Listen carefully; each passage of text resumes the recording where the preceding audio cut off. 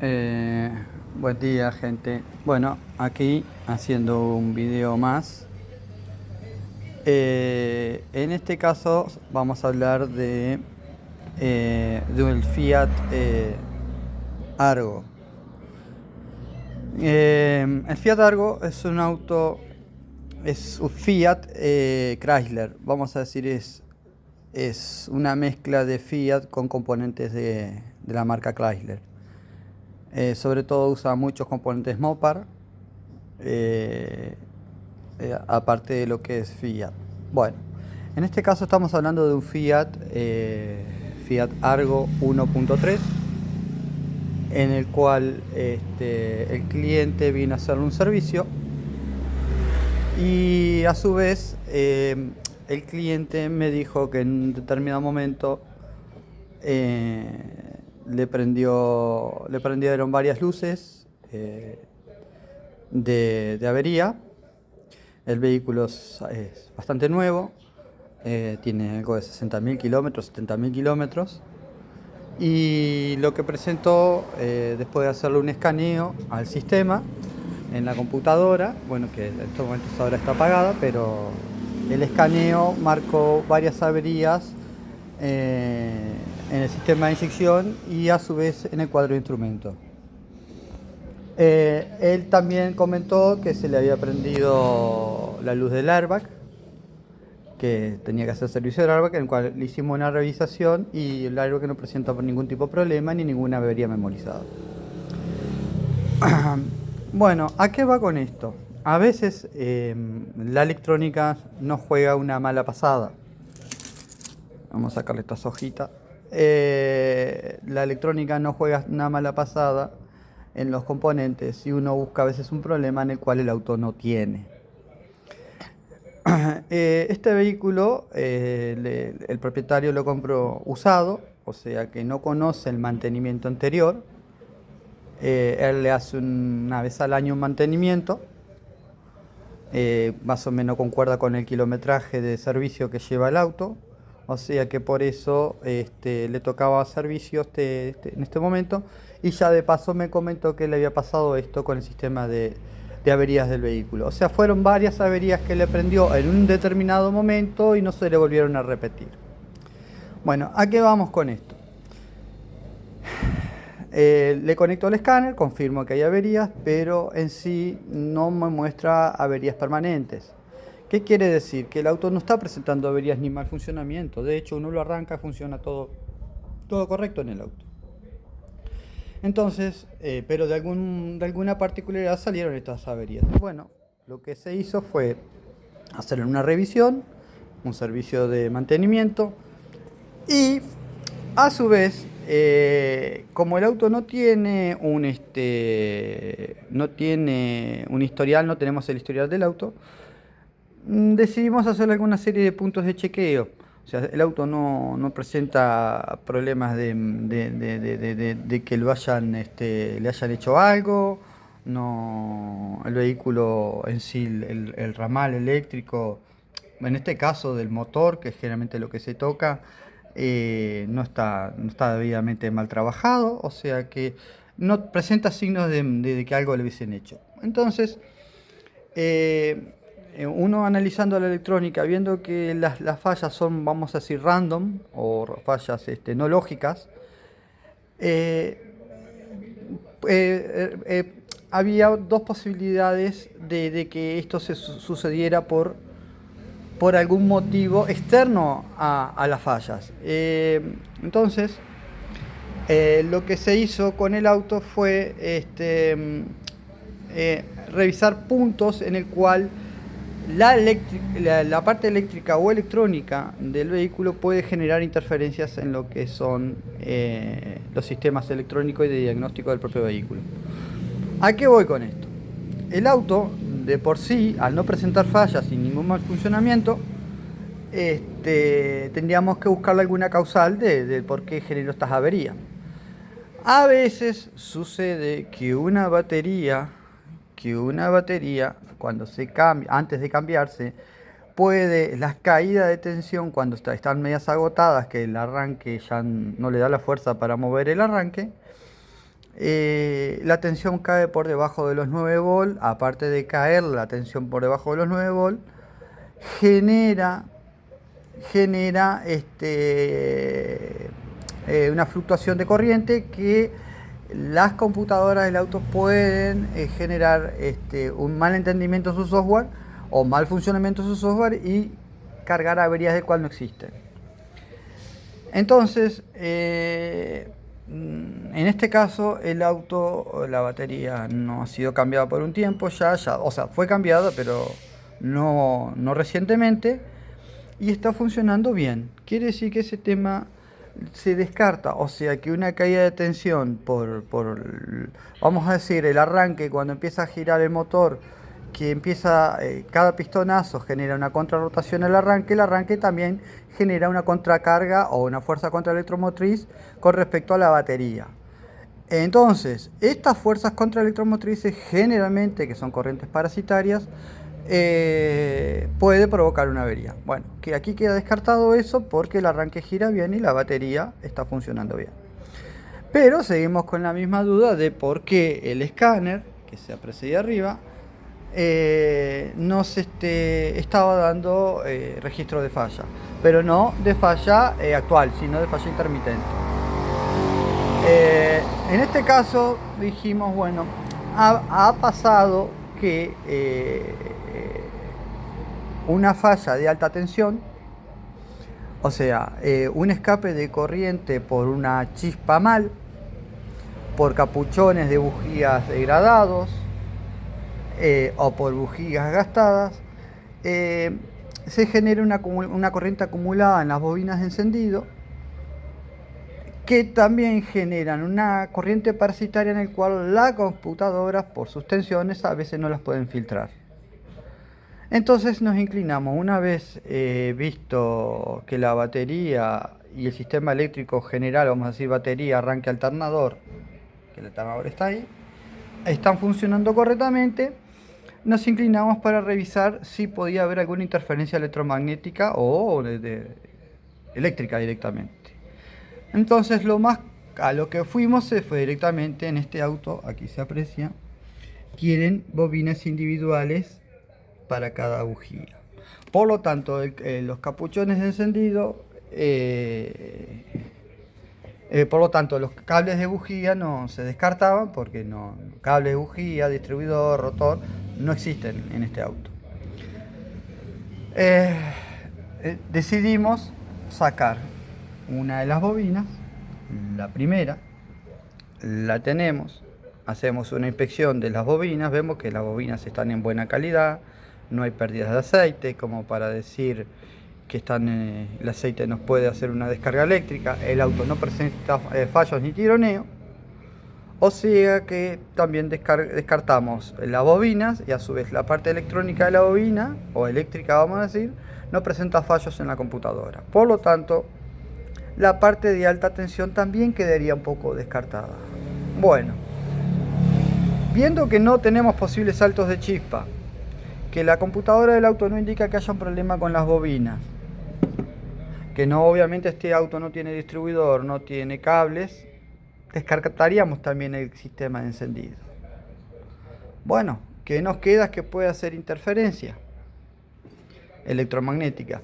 Podemos hablar de los electroventiladores, podemos hablar del aire acondicionado, que generen alguna pequeña interferencia, pero el auto está diseñado para absorberlas. O sea, las computadoras tienen filtros dentro de la computadora que son capaces de eliminar esas interferencias que se generan dentro de la corriente. O sea, si yo la mido con un tester a la batería cuando el auto está cargando, voy a notar que él me dice que tiene 14 volt corriente continua cargando el alternador. Pero si uno mira con el osciloscopio la corriente, la corriente no es continua, tiene ondulaciones. Es como decir que un río, un río, no el mar, el río es una parte lisa, no es una parte lisa, es la misma, o sea, es como agarrar y decir, tengo un agua en un estanque, el agua está espejada, esa sería el auto con el motor apagado. Y uno le tira piedritas y las ondas que empieza a generar son las ondas parecidas a las corrientes parasitarias que se generan en la batería. en el cual las computadoras están calculadas para poder asumir, filtrar esas ondulaciones. Vamos a decir que ya está diseñado el sistema electrónico para poder filtrar y que a la computadora, a los procesadores, a los microprocesadores les llegue corriente pura o prácticamente pura. Bueno, entonces dijimos, bueno, acá indudablemente hay un problema de interferencias. O sea, apuntábamos a que el motor sí tuviera un problema de interferencias eléctricas que generara estas fallas. O sea, nos habíamos centrado en que para ahí venía el problema. Razonando previamente que no eran coherentes las fallas que indicaba el sistema de inyección y el cuadro de instrumento, y que a su vez en su momento le prendió la luz del airbag y le decía que chequeara el airbag cuando el airbag no tiene problemas. Y lo que más nos llamó la atención es que el airbag no presentaba averías, o sea que esto era un problema de interferencias en el cual el mismo cuadro de instrumento no se podría conectar bien con el airbag y le daba alguna falla. Entonces seguimos razonando qué podría ser, y bueno, ya que el sistema de encendido no presentaba fallos, la batería, el alternador y el arranque tampoco, decidimos sacar las bujías, que no son muy cómodas en este auto. Lleva unas bujías muy particulares, que ahora se las voy a mostrar. Se necesita un dado medio especial para poder sacarlas, porque no hay espacio. Es un 14 largo, vamos a decir, un dado largo, finito de pared. Pero bueno, eso es lo menos importante. Lo importante es que cuando sacamos la bujía, que es esta la bujía, si uno la mira, es una bujía rosca finita, larga, marca NGK Mopar. La bujía es original. Pero ¿con qué nos encontramos? Si uno lo da vuelta, la mira,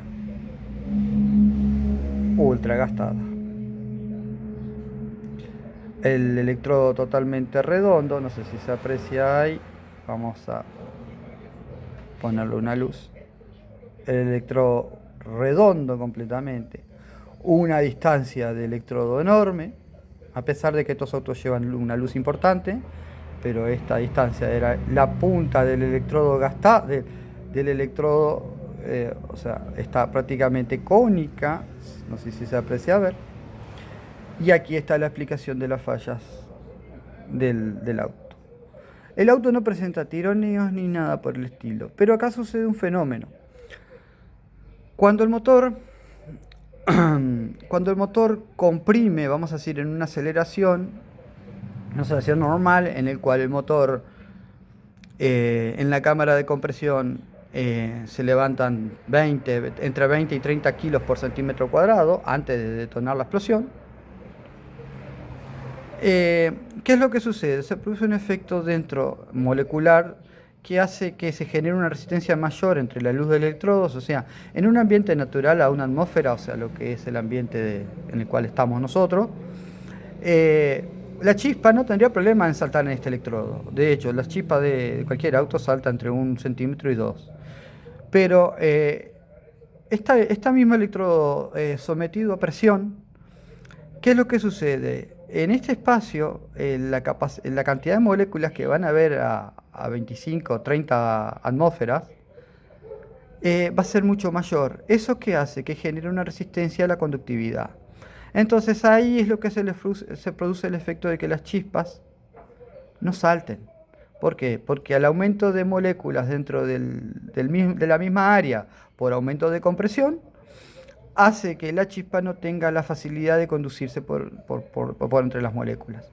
Entonces, lo que hace es, cuando uno hace una carga, o sea, por ejemplo, una aceleración, no necesita hacer una aceleración brusca, simplemente con subir un repecho en tercera, vamos a decir que en cualquier ciudad hay repechos de tercera, repechos, o sea, crestas en las calles, uno hace una recuperación y el auto aumenta su compresión, porque la mariposa motora lo que hace es automáticamente abrir la mariposa, independientemente de lo que hagamos con el pedal, para generar una carga mayor para que el auto no tenga una caída de RPM.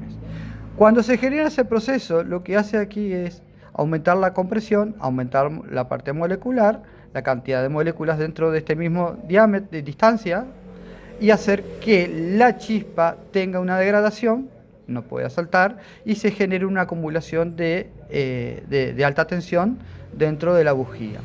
Que a su vez esa bujía retorna por la bobina y termina conectándose a través de las resistencias al sistema eléctrico del auto.